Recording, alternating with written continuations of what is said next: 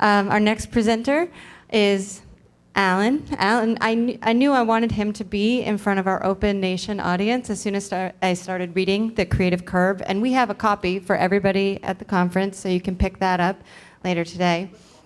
But the reason I really needed him to come and talk to you all is because he is fundamentally aligned with what we believe at IdeaScale, which is that anyone, anywhere, has the power to come up with a game-changing or an innovative idea. His book talks a lot about it in terms of how you as an individual might do it, but a lot of the concepts that he includes in his book are things that you can include in how you're facilitating innovation at your organizations as well. And he also did not have a picture of himself in costume, but he said the best costume he ever wore was as Woody from Toy Story, so I thought I would honor that here. Thank you for coming to present today, Alan. Thank you. Hi. Whoa. So I'm excited to be the token middle schooler here today. Very tired-looking middle schooler. So my name is Alan Gannett. I, for 6 years, ran a big data company that was actually based here that last year got sold that helped a lot of big brands find the patterns in their marketing data. So what were the things, by looking at our own data, we could decide about our customers, about trends, about preferences. And I got really interested in this idea that so much of what we think of as sort of organic and nebulous and maybe absent of pattern actually is pretty systematic. When you look at what are consumer trends over time, they follow a lot of really similar patterns. So that sparked this idea for this book that came out last year called The Creative Curve.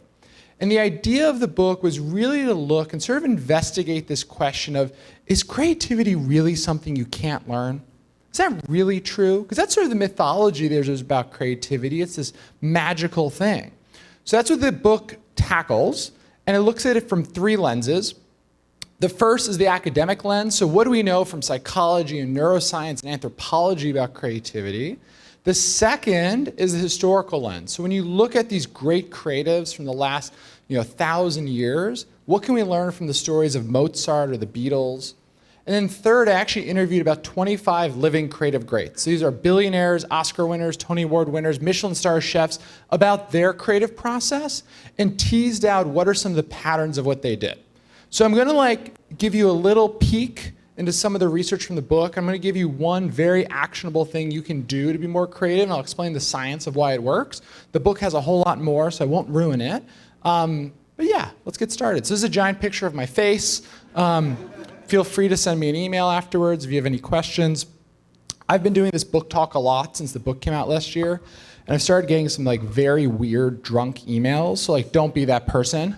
I feel like, government servants, hopefully that won't happen. But creativity, what a weird word. Because we all sort of think we know what it means, and there's a lot of buzz about it. There's articles on Fast Company about the 10 most creative superfoods. There's a lot of creativity porn, I call it. But actually, it's kind of weird because what is creativity really? Because when I throw paint on a canvas, it's not worth anything, right? But when Jackson Pollock does, it's worth millions and millions of dollars, right? What's the difference?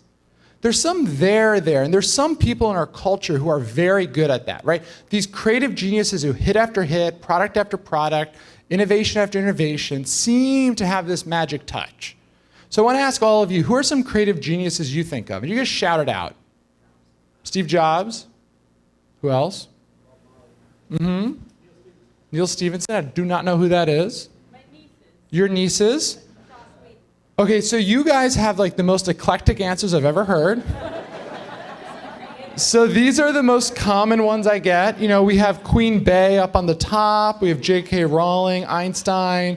Top left, we have Mozart, who popped out of the womb playing the piano. The bottom left, we have Beethoven looking super creepy. No one ever mentions my personal favorite, which is Taylor, but that's okay. You have flaws, she doesn't. But what I think is so interesting about this concept of creative genius is how intertwined it is with the act of creativity. Right? When we talk about creativity in our culture, we talk about the individual who practices this. And this is part of what I call the inspiration theory of creativity. It's this notion of creativity as a sort of magical, mystical thing. And when you look at history, you see this in all sorts of places. One of my favorite stories is the story of the song Yesterday. So Yesterday is the most recorded song of all time. And it was written by Paul McCartney, who is actually the #1 songwriter of #1 singles. He beat John. And the story of how he came up with Yesterday is sort of representative of this mythology. So here's the story. He literally woke up with it from a dream.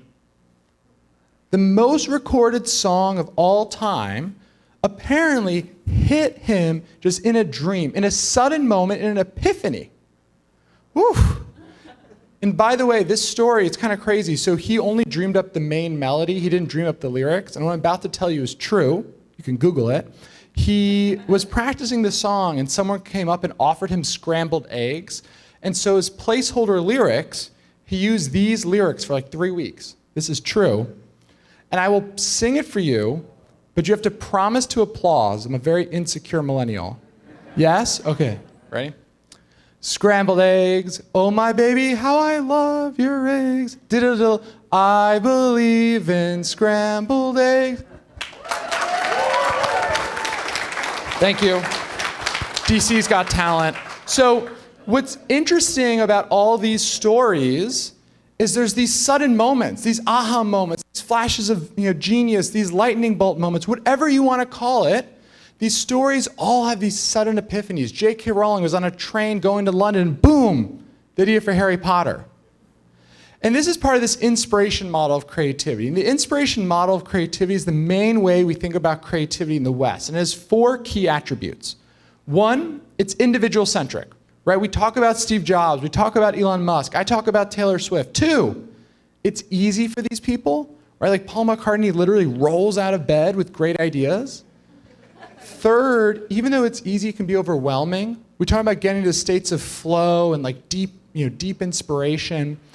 And 4th and finally, these people are kind of weird, right? They're like manic, they're neurotic. Like look at Kanye's Twitter. And 5th, it's also kind of scary, right? It's unattainable. This is the story of the creative haves and the creative have-nots, of these sort of creative demigods over here and us normies trying to innovate at our agencies. Adobe did a study and they found that only 25% of us are living up to our creative potential. And I once read a book on public speaking that said you should use pictures of puppies and babies as much as possible. So, this is pretty depressing. By the way, I own a corgi. This is not my corgi because my corgi is never sad. So, I'm a good dad. Anyway, so the question that the book tackles is this idea, is this theory, is this model actually true? And I look at it from these different angles. So I told you I looked at the historical angle, so I want to start there. When you look at the historical angle of creativity, what you find over and over again is that the stories we think we know are really kind of these embellished marketing and PR versions of creativity. So my favorite example is Mozart. Who here has seen the movie Amadeus? Raise your hand. Okay, like 65% of you. So for those of you who haven't, mid-1980s, $220 million in the box office, 8 Academy Awards, $660 million inflation adjusted. And I was in Toronto, Canada. I gave this talk and I made a joke that's like $1 billion Canadian, and they got really offended. Like seriously offended. I offended Canadians. And anyway, but the movie's really good is the point I'm trying to make. And in the movie, the Mozart, the opening scene, is he's 3 years old, blindfolded, playing the piano for the Pope. Like that's the opening scene. That's the setup. And the narrator's this other composer, Salieri's his arch nemesis. He ends up killing him, spoiler, and he says, Mozart, at the age of 3, he was playing for popes. At the age of 4, he wrote his first concerto. At the age of 6, he wrote his first opera. He never had second drafts. It was like the voice of God coming from this child. Like that's the setup for how we think about Mozart. But here's the crazy thing. That story is by far the most oversold, embellished, overhyped of all the creative genius stories. So here's the real Mozart story. You ready? Okay. So Mozart had what many of us may have had, or perhaps are, he had a helicopter dad. And Mozart's helicopter dad, when he was 3, said, "Little Mozart, I love you, but," which you should never say to a child. First-hand experience. "I love you, but you need to become a great musician. And 3-year-old Mozart said, whatever you say, Dad, I'm 3. And his dad hired for him one of the best music teachers in all of Europe and started making little Mozart practice 3 hours, 7 days a week. 3 hours, 7 days a week, starting at the age of 3. He did not write a concerto at 4. He did not write an opera at 6. That's all made up. We found a concerto we thought he wrote at age 11. Turns out it was plagiarized. Oops. The first truly original concerto he wrote is when he was 17. And you might be like, oh, that's like pretty impressive, except for 2 things.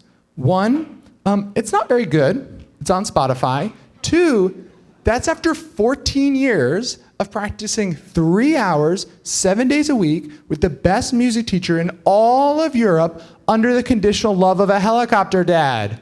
Like, you too could write a half-decent concerto. By the way, his name, a stage name. This is his real name. He thought it was too long. Everything's a lie. So,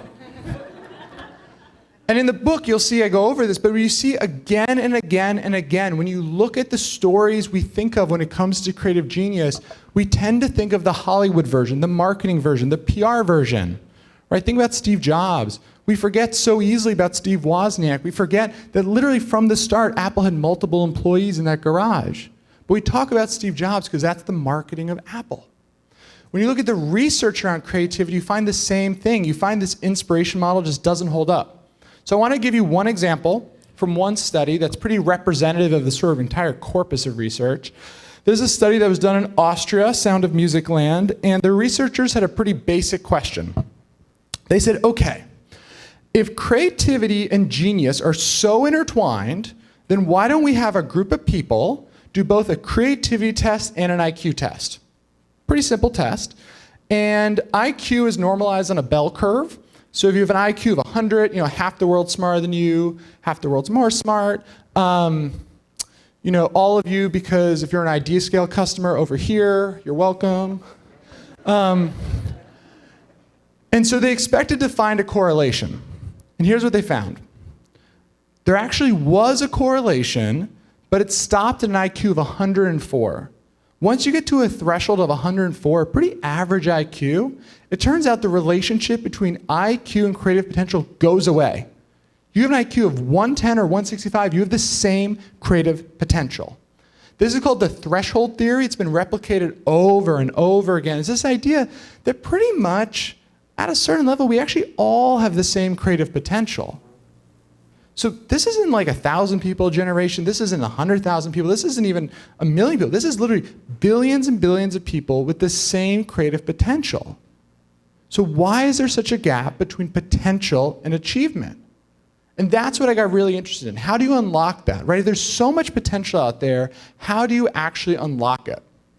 So I want to give you one technique that's an individual-centric technique, but I think is also something you can coach the people you work with to do.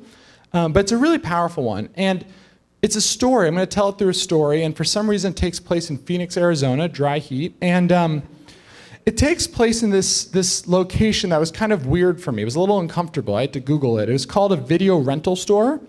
It's like an offline Netflix. Like walk around the shelves.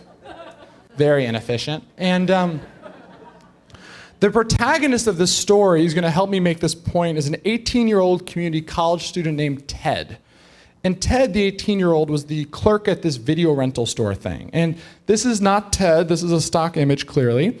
And the reason why Ted is kind of interesting for us is that for some reason, this 18-year-old kid, he had this like amazing taste in movies. He was like a film sommelier. If you asked him about a movie, he'd be like, oh, well, you'd also like this movie and that movie. And so every day after work, people would line up waiting to talk to Ted, waiting to ask him for their next movie recommendation. So where did this come from and why is it relevant? So Ted was the first of 5 children to teenage parents. They lived in the suburbs of Phoenix, and they had a 2-bedroom apartment. And so the house was like kind of chaotic. And so to get away, he would go to his grandmother's house. And this is what you get when you buy the cheapest image on Shutterstock of grandmother's living room. It's pretty great. And this story takes place in 1985, so just kind of go with it. But anyway. And his grandmother was one of these ladies who like loved Hollywood. Like she always had the TV on. She was always talking about, the actors and actresses with their first names, like they were former lovers and friends. Like she was really into it. And for Ted, this became his safe space, right? He would go there, he would just watch hours of television, he would feel safe, he would get away. So he fell in love with entertainment. So in Arizona, Videocassettes West, the second ever video store in Arizona, opened up down the street. He walked in and started talking to the owner, this guy Dale Mason, sort of imagine him in a tracksuit. And the owner was like, damn, this kid's weird. And he hired him. And so he ended up getting the job as the clerk at Arizona Videocassettes West. And he was in community college. He probably should have used the times when he was quiet to be studying. But instead, what Ted decided to do was to watch every single movie in the store. I'm not being hyperbolic, I'm not being dramatic, there were less movies back then, but he literally watched every single movie in the store. And through this intense consumption of the entire sort of corpus of film up until 1985, he developed this amazing knowledge, this amazing taste of what was out there. He knew if you liked this movie, how about that movie? You like this action movie, how about that action movie? He had this amazing ability, this amazing knowledge. And this served him really well. For the last 19 years, Ted has been the chief content officer of Netflix, where he's overseen all original programming, all content licensing, all of your favorite shows on Netflix. Him and his team were the ones who drove that. When you hear about sort of the data-driven programming decisions they did, a lot of that was driven by this guy. And he's one of the people I interviewed for the book. And what I thought was so interesting was I was talking to him. It was a pretty early interview in the research process. And the thing he told me that stuck out so much was how important consumption was. Because so often when we think about creativity almost in opposition to consumption, right? We talk about creatives and consumers. Creatives do, consumers consume, passive, active. But actually, in my research, what I found over and over and over again was that consumption was actually one of the most important parts of the creative process. All of these people had this intense phase where they consumed huge amounts of content. Quentin Tarantino actually has the same exact story as Ted. He also was a clerk at a video store. He also watched every single movie. J.K. Rowling, to get away from her fighting parents, she would close her door and she would read books after books after books. And so what you find is that consumption is a huge part of the story for creatives. But why, right? Why would this work? So I'm going to explain a little bit of the science of why it works. And to do it, I'm going to use a different story. This time, the protagonist of the story is me. This is actually me in 30 years. I think I aged pretty well. And for some reason, I'm reading a newspaper in 2039 or whatever, 49. And that's kind of weird. But the reason why this newspaper is relevant is that there's something interesting in this newspaper. And that is a crossword puzzle. And crossword puzzles are actually really useful in the science around creativity because they can be solved in two different ways. So is anyone here a crossword puzzler? Oh, just this side of the room. Oh, okay. I see you. Now I'm going to make you help me. So crossword puzzles can be solved in two different ways. The first way is through logical processing, right? So this is when you go, okay, that letter's a G, that letter's an R. I do not know what those letters are. That's an N. Oh, it's green. I solved it. Good job, me. Clap, clap, clap. So this is the type of processing that happens in the left hemisphere of our brain. And it's kind of cliche to talk about left brain, right brain, but it's actually pretty important.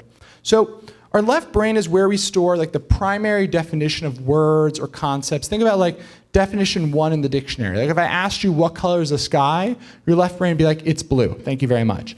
But the left brain is also where you do this sort of logical processing. Like if you're solving a math problem, for example, it's all in the left hemisphere of our brain.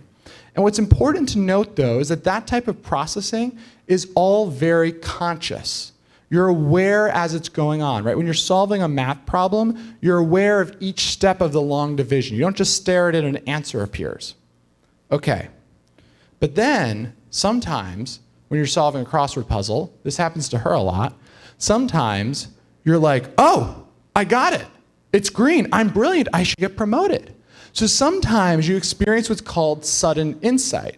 And sudden insight, what's interesting is that that little epiphany you have, and you've experienced this when you've been trying to solve problems before, is actually the same biological phenomenon as the flash of genius or the light bulb moment that we talk about creatives having. So what researchers do, which is pretty nifty, is when they want to study creativity, in particular aha moments, what they do is they put people in an MRI machine and they put a little visor on them and they show them different puzzles. And then they ask, okay, how did you solve that? Was it through logical processing or sudden insight? And they compare the brain scans. So Dr. Bowden is sort of the big name in this field. He works a lot with the Creative Brain Lab at Northwestern. And I talked to him a bunch, and he gave me this quote that I think serves as sort of the punchline for the point I'm going to make, which is that these aha moments, they're a normal cognitive process, but they have a surprising result. They're a normal cognitive process, but they have a surprising result. Let me explain. So here's how aha moments work. So they happen in the right hemisphere of your brain. And the right hemisphere is where you store like more distant associations, metaphors, wordplay, sort of definitions 2 and 3 in the dictionary. So if I said, okay, I want you to picture a worm, your left brain would say, well, here we go, here's a worm. Your right brain would go, oh, well, how about gummy worms or those songs you can't stop thinking about? Earworms? Yeah. So the other thing, though, that's interesting is that the processing that goes on here is all subconscious. So how it works, think about when you hear a stand-up comedian. That's also going on in this hemisphere. When you hear a stand-up comedian, you don't go like, okay, why was that funny, right? Unless it's Adam Sandler, but you just sort of get the joke. A lot of Adam Sandler fans over here.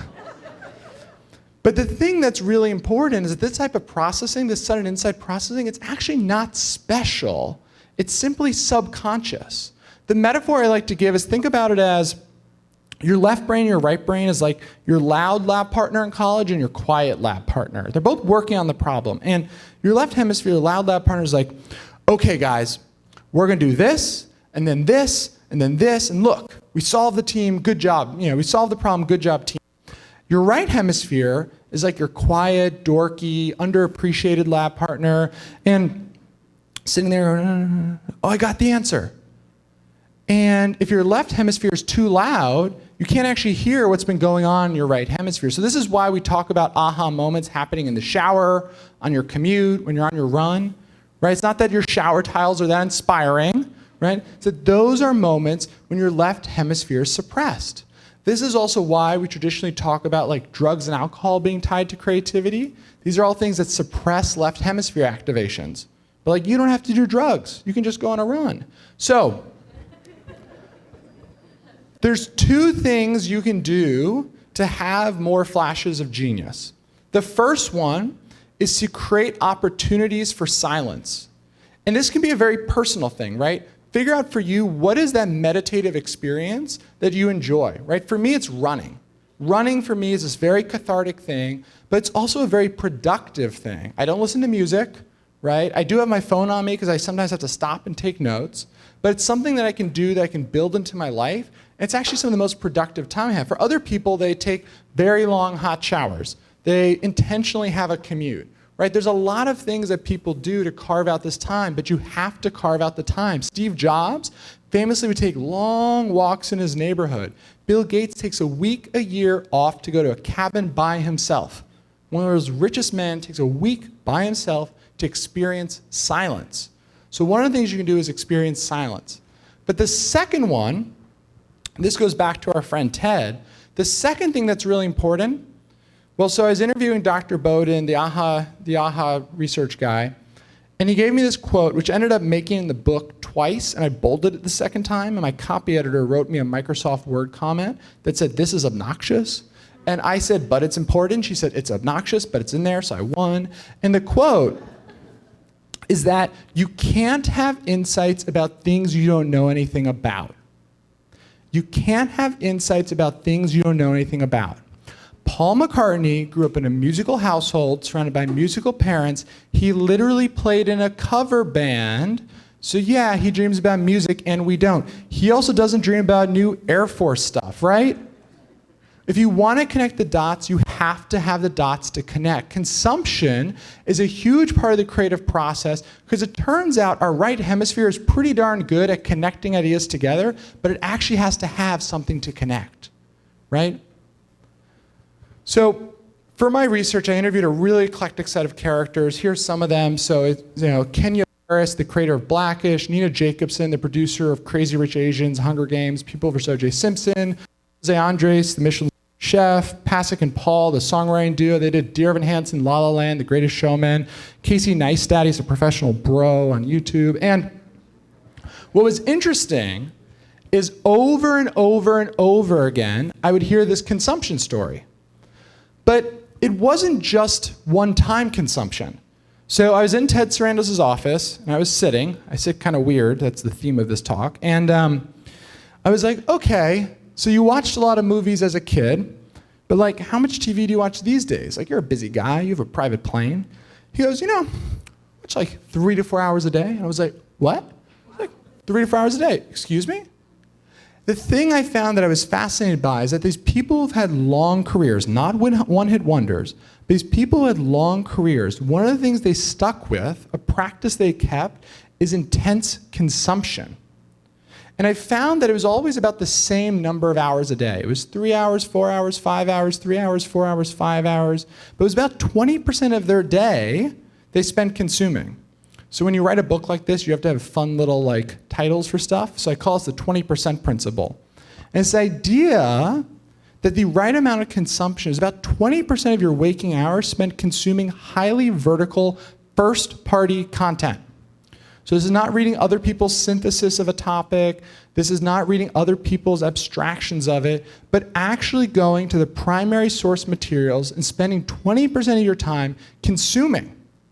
And it was really shocking. I was interviewing a screenwriter, and there's all this bad advice out there about creativity, okay, if you want to be a writer, write 1,000 words a day, which is terrible advice. And I was saying, well, what do you do when you finish a screenplay? And he's like, I don't write for a year. I was like, oh, what do you do? I read a lot. Oh, okay. But what you find is that actually consumption is the most consistent part of a successful creative's habits. Consumption is hugely important. So I want to end with a question for all of you. The question I have for all of you is, when you look at the history of creativity, you see that there's a lot of sort of marketing and spin in the stories we've told ourselves. When you look at the science of creativity, you see that we actually all have the same creative potential. It's a matter of unlocking it. So my question is, when it comes to why you're stopping yourself, is it that you are your own worst enemy, right? What is the negative self-talk? That's what I think is the biggest obstacle for most people. We tell ourselves things like, I'm too old to learn that skill. I'm not a creative person, right? But really, when you really think about that, that is a social construct and something that you can break down. Thank you very much.